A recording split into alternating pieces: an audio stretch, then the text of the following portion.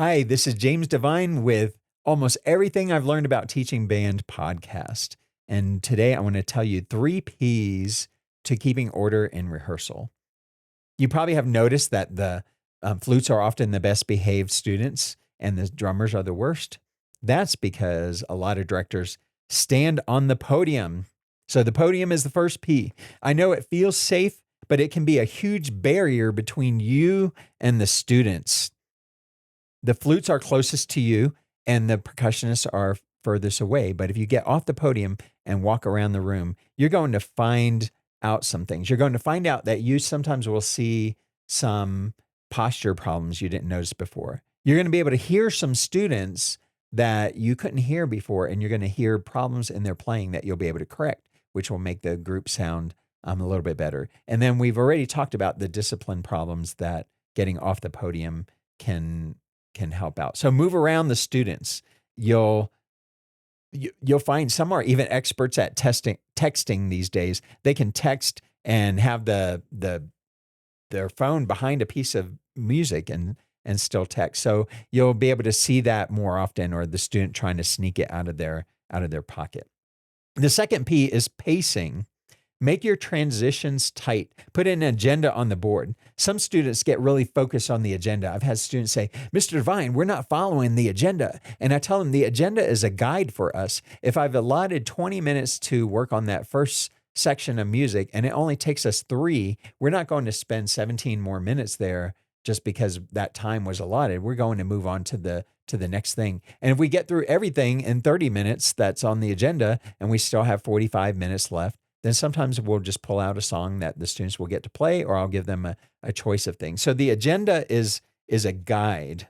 If you're planning on playing some music for the students, have that already cued and pulled up.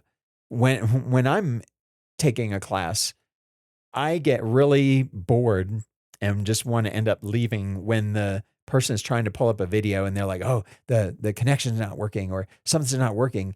Or I had the video right here, but I don't know where it went to. They didn't prepare it in advance. But if you do that, a video or a music clip, have that ready to go in advance. And if it doesn't work within 20 seconds, move on to the next thing. Don't spend 8 minutes trying to figure out what went wrong with that.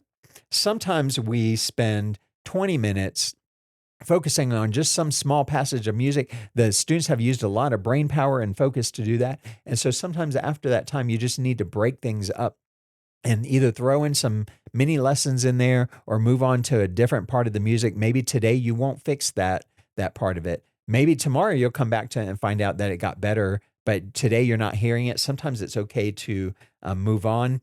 And if there's been a lot of intense playing and the students have been using their lips a lot, sometimes it can be fine to put in a short lesson in there where the students are doing some clapping and listening, or maybe have sections play while others comment about what they're doing. Sometimes you can put the responsibility for some of the pacing back onto the students. It took me many years to get marching band as an actual class that met during the day, and we would have extra rehearsals as well, but we met every day as a marching band, and it was great.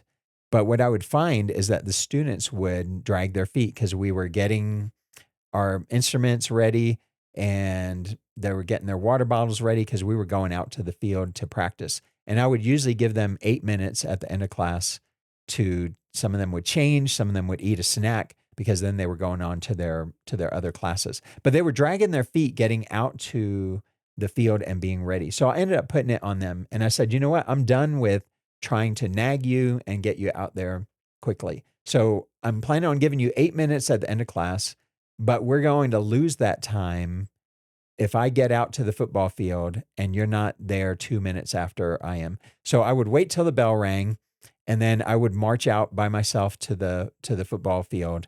And when I got there, I set my stopwatch for 3 minutes, and they had 3 minutes to get there after I did. After 2 days of losing a couple of minutes of their time, they ended up making it out there with time to spare every single time, and they got their full 8 minutes at the end of class. So I put that responsibility back onto them instead of me trying to be the one to nag them.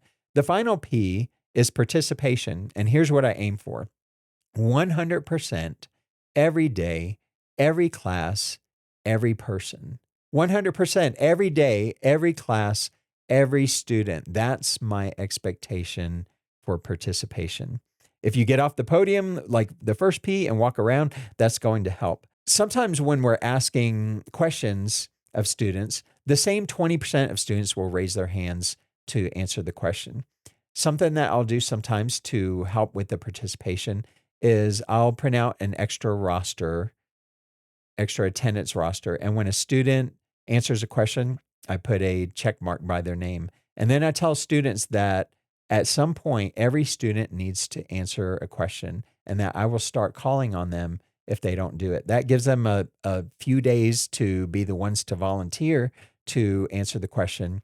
And with this technique, I get almost 100% participation. And then occasionally I have to call on a student because they don't realize I'm actually keeping track of it. And if there's no check marks by their name, they're going to get called on. But most of them will do it to answer a question that they know that they have the answer to.